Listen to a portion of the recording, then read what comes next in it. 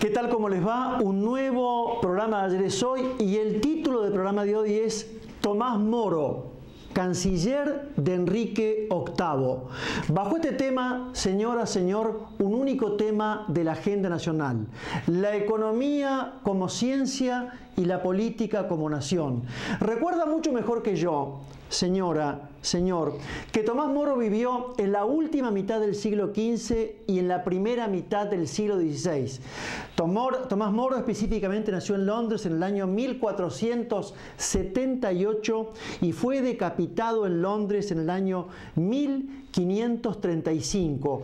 Cuando el programa próximo pasado, cuyo título fue El humanismo y Erasmo de Rotterdam, decíamos que el humanismo en tanto movimiento cultural se expandió por algunos países de Europa, llegó específicamente a Inglaterra en la persona de Tomás Moro, porque Tomás Moro fue el primer humanista inglés. Recordamos que, brevísimamente, que el humanismo fue aquel movimiento cultural que tuvo por objeto el estudio de la cultura clásica de Grecia y de Roma, que tuvo por antecedentes inmediatos el humanismo, el pre-renacimiento italiano, la cultura bizantina, los mecenas, el invento de la pólvora, la brújula, la imprenta y los grandes descubrimientos de las entonces potencias marítimas, España y Portugal. La vida pública política de Tomás Moro se desarrolla durante los reyes ingleses Enrique VII, 1457-1509, y el próximo rey, que fue Enrique VIII, 1509-1547.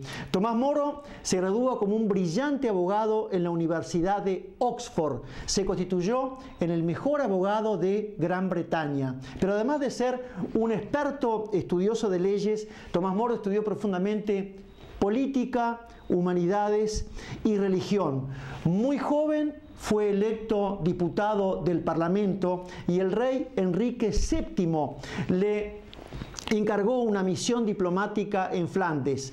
Ya el rey Enrique VIII en el año 1531 lo nombra canciller de la corona británica. Repito, año 1531. Tomás Moro fue el íntimo amigo de Erasmo de Rotterdam, Desiderio Erasmo, que en el programa próximo pasado, usted recordará, señora, señor, estaba considerado Erasmo de Rotterdam, el hombre más culto de toda Europa, el humanista más culto de toda Europa, y la obra cumbre de Erasmo de Rotterdam, Elogio de la locura, está justamente dedicada a Tomás Moro. Cuando el rey Enrique VIII, después de estar 18 años casado con Catalina de Aragón, usted recuerda, señora, señor, que Catalina de Aragón era la hija de los reyes católicos, y entonces después de 18 años de matrimonio, Enrique VIII decide despreciarla, decide divorciarse, pero el Vaticano no le concede el divorcio.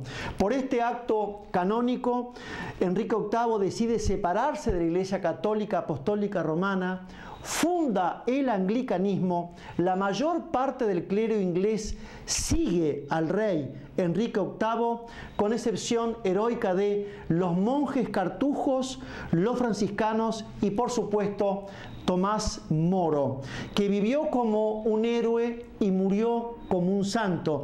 Tan es así, señora, señor, que el Vaticano, que la Iglesia Católica lo beatifica en el año 1886 y lo eleva a la categoría de santo allá por el año 1935.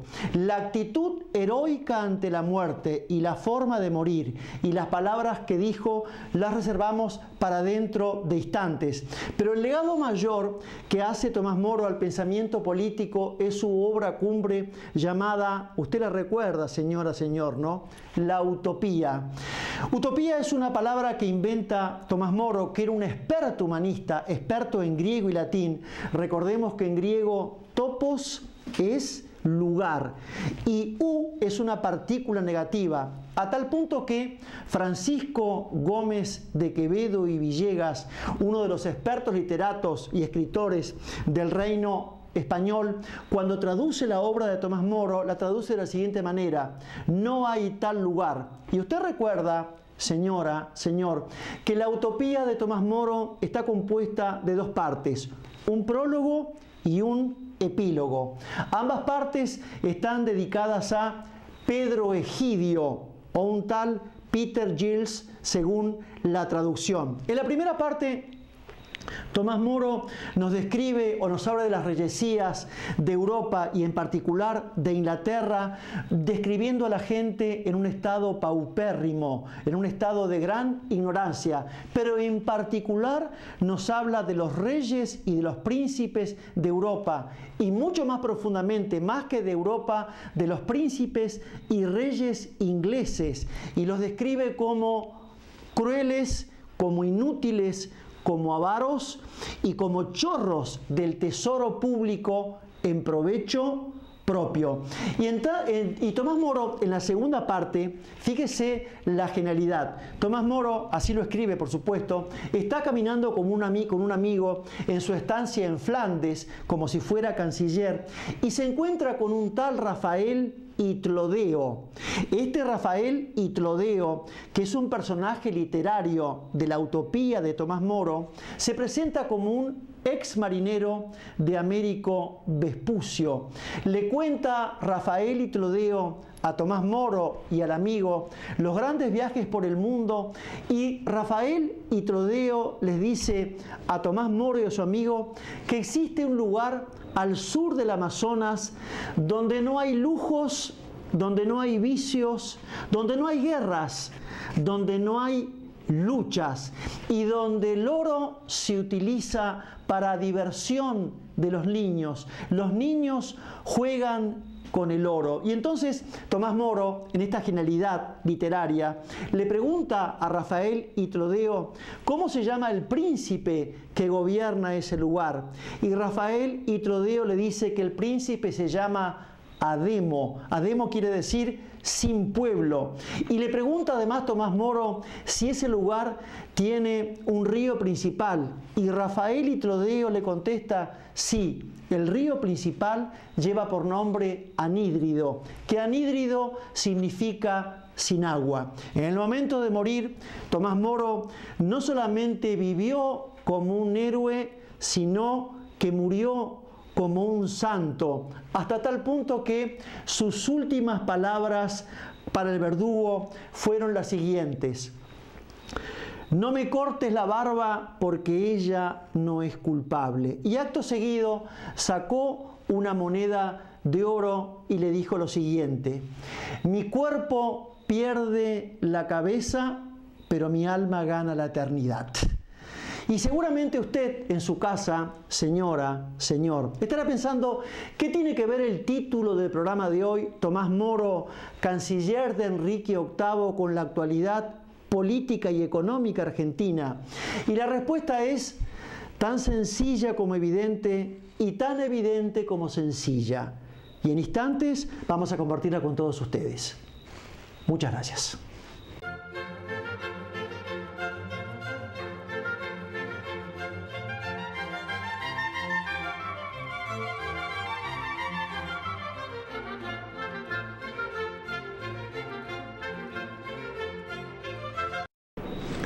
Y señor presidente don Mauricio Macri, la Argentina está atravesando la peor crisis económica desde su mandato presidencial en estos 2 años y medio de su mandato. Y como este programa resiste todo tipo de archivos, lo decimos con gran orgullo, con un profundo orgullo, hemos advertido numerosas veces de los profundos, graves y gruesos errores de su ministro de Hacienda, don Nicolás Dujovne, de su ministro de Finanzas, don Luis Caputo, y de su ministro de Energía, el señor Juan José Aranguren. Y si el mandato evangélico nos enseña que para conocer la verdad es necesario tener la inocencia del alma de un niño, la filosofía clásica también nos enseña que para conocer la realidad es necesario tener la madurez del alma de un hombre. Hasta hace instantes hemos hablado de la utopía de Tomás Moro, utopía sin lugar, a Demo, que es el reino sin pueblo, Anídrido, que es el río principal de la utopía, es sin agua. Sería un chiste de profundo e imprudente mal gusto que en estos momentos de tal gravedad económica propusiéramos para la República Argentina soluciones económicas de carácter utópico. Somos catedráticos de la filosofía clásica. Filosofía clásica que hace 2800 años nos enseña que realidad y verdad, verdad y realidad son el anverso y el reverso del universo cósmico. Y como la República Argentina está padeciendo los graves errores económicos de sus ministros, nosotros recordamos que la Argentina, señora, señor, hace 70 años que repite y padece y repite crisis económicas. Y en la conciencia y reflexión de esta situación económica desde hace 70 años, el primer programa de Ayer es Hoy, allá por julio del año 1998, que llevó por título Sentido Común, allí evocábamos y cada tanto recordamos la genial enseñanza de Alberto Sorel, no solamente historiador francés, sino para nosotros hasta filósofo francés. Alberto Sorel, año 1842, año 1906, cuando Alberto Sorel nos dice que nación es un proyecto de vida en común. Y fíjese usted, señor presidente don Mauricio Macri, fíjese usted, señora, señor, que la Argentina adopta como forma jurídica el de república representativa y federal, pero la Argentina desde el año 1810, ya desde morenistas contra saavedristas, la Argentina no tiene ni alma ni espíritu de nación. Y entonces, señor presidente don Mauricio Macri, no le pedimos que invente la pólvora, no le pedimos que invente la brújula, ni que invente la imprenta. No le pedimos que descubra cuándo comenzó el universo. Nosotros hace más de casi 15 años y cada tanto la tenemos harta y aburrida, a usted señora y a usted señor, repetimos una lista de países modelo donde reina el bien común, donde en esos países se ha instalado la doctrina social de la Iglesia Católica, que es la armonía y la concordia de capital, Estado y trabajo. Repito, no invente la pólvora, ni la brújula, ni la imprenta, ni descubra cuándo creó el universo, cuándo comenzó el universo. Simplemente imite a estos países que hace ya casi 60 años donde reina el bien común. Esos países son Noruega, Suecia, Finlandia, Dinamarca, Holanda, Alemania, Suiza, Bélgica, Canadá, Australia, Nueva Zelanda y Japón. Y aquí en la República Argentina, señor presidente, don Mauricio Macri, señora, señor, aún a mucha distancia, pero en la misma dirección del bien común, se encuentran países como Chile, Colombia, Perú, Uruguay y Bolivia. Sí, señora, señor, escucharon bien, Bolivia. Y el denominador común de la larga lista de países mencionados, más la lista de países estos latinoamericanos, es que en esos países, como dice muy bien usted, señor ministro don Nicolás Dujovne, no se sabe quién es el ministro de Economía, simplemente porque en esos países no solamente no se piensa en dólares, sino porque reina el bien común.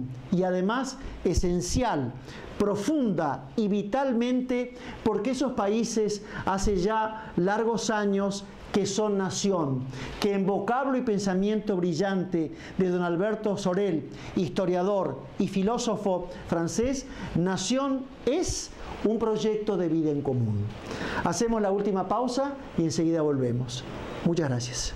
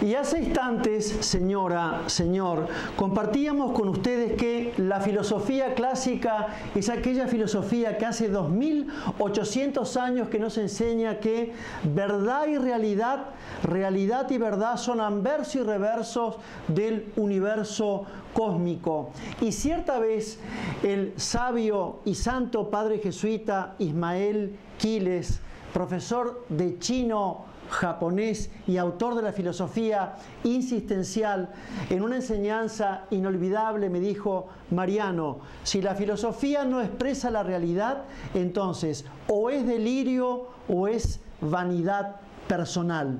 Y entonces vamos a volver a compartir aquello que cada tanto recordamos con usted, señora, señor, que es el bien común, porque el bien común es un concepto basal de la filosofía clásica. Tantas veces lo hemos compartido con ustedes. Bien común no es la suma de los bienes individuales según propone el decadente neoliberalismo.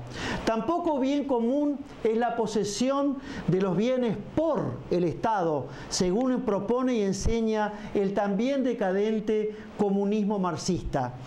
Bien común es la armonía y la concordia de capital, Estado y trabajo, que se expresa en el ambiente general de paz, justicia, familia, propiedad privada, deporte, salud, educación, para perfección del hombre, de la sociedad y de la familia constituidos en nación. Y de un gran tiempo a esta parte, señora, señor, nosotros venimos solicitando a nivel municipal, a nivel provincial y a nivel nacional una política sanitarista de prevención de alcohol, de drogas y de pastillas. Fíjese que los últimos delitos, en estos últimos casi, yo diría, 7 o 6 años, se profundizan en orden a la hazaña, en orden a lo inexplicable por la ingesta de alcohol, de drogas y de pastillas. Entonces creemos que a nivel municipal, provincial y nacional ya debería haber una política de Estado, de educación y prevención en los jóvenes que van entre 12 y 25 años en orden a la ingesta de alcohol, de drogas y de pastillas. Y en esta Argentina donde todavía no se ha recuperado la paciencia, la educación, el don de gente, el buen gusto, yo diría antes que el buen gusto, el buen vocabulario, la buena palabra. Hace muchos años que este programa insiste que a nivel familiar, de todos los días, a nivel del trabajo, del colegio, hasta de la vereda, las 5 palabras mágicas. Esas palabras son buen día, por favor, perdón, permiso y muchas gracias.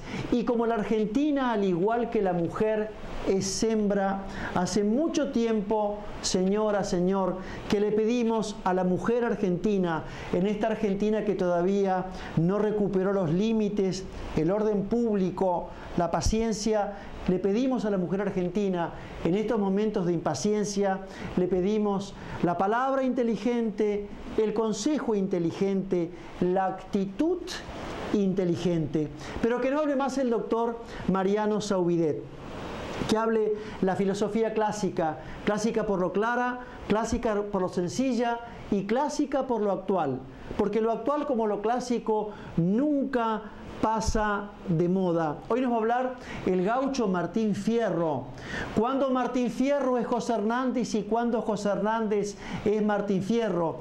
¿Cuándo Cervantes es Quijote y Sancho y cuándo Quijote y Sancho son Cervantes? El gaucho argentino es un gaucho viril, es un gaucho noble, es un gaucho aguerrido, es un gaucho laborioso, es un hombre de principios que son inmodificables, son principios y don de gente cuasi eternos. Y entonces, en la pluma inmortal de don José Hernández, cuando el gaucho Martín Fierro, que era un gaucho aguerrido, lo llevan a un fuerte a combatir el indio en calidad de soldado del Estado, Un cierto día llega la paga y a Martín Fierro no le pagaban, no le llegaba nunca la paga. Entonces, fíjese usted cómo escribe la inolvidable pluma de don José Hernández en la primera parte del Martín Fierro, insisto, primera parte, canto cuarto,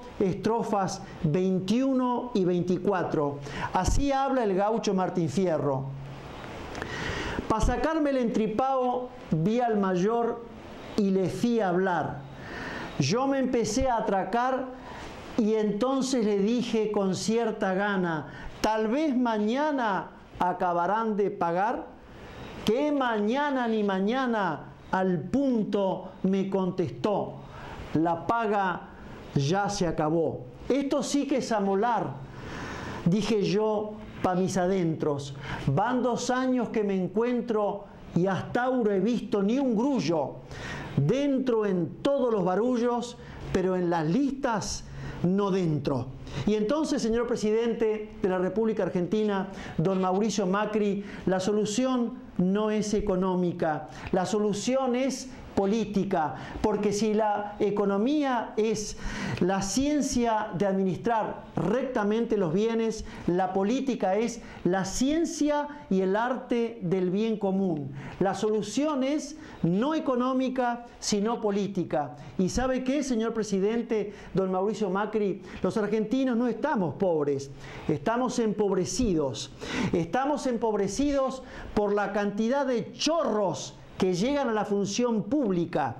Estamos empobrecidos por la cantidad de inútiles que llegan a la función pública y estamos empobrecidos por los planes económicos que, al decir de la pluma inmortal de don Martín Fierro, dentran en los planes económicos, dentran los números, pero no dentramos los argentinos. ¿Y sabe qué, señor presidente, don Mauricio Macri? La Argentina está empobrecida porque la Argentina hace ya un largo tiempo que no tiene alma y espíritu de nación, porque al decir del pensamiento inmortal de Alberto Sorel, nación es un proyecto de vida en común que debe expresarse en políticas de Estado consensuadas con toda la clase política, políticas de Estado a 5, 10, 40, 50 años en materia de salud, justicia, economía, educación. Hasta la próxima y muchas, pero muchísimas gracias.